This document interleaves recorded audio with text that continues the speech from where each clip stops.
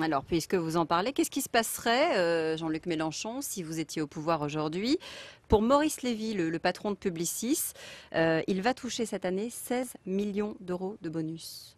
Bon, n'importe qui nous écoute, d'abord a du mal à se représenter ce que c'est que 16 millions d'euros. Et moi aussi, et vous aussi autour de cette table, car nous n'avons jamais vu une somme pareille. Bien, tout ça est absolument aberrant. Aberrant.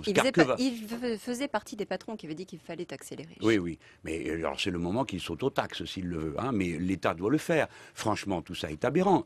Mais réfléchissons, c'est même pas une affaire de punition. Je ne veux pas punir les riches. Je dis que cet argent accumulé, à quoi va-t-il lui servir à M. Lévy? Est-ce que M. Lévy a des besoins 500, 600, 1000 fois supérieurs aux communs des mortels? Bien sûr que non. Alors, qu'est-ce que vous feriez? Eh bien, je lui prends tout au-dessus de 360 000 euros de revenus par an. C'est un choix de société. Je suis, avec le Front de gauche, contre la société de l'accumulation. Et quand on me dit ils partiront, je leur dis au revoir. Parce que de toute façon, qu'ils aillent au bout de la terre, du moment qu'ils sont français, ils paieront des impôts en France, puisque comme vous le savez, j'ai lancé cette idée avec le Front de gauche, qui pour finir a été acceptée par tout le monde, de la taxation différentielle. Donc il ne leur sert plus à rien de nous menacer de s'en aller. Et je vous dis solennellement ceci.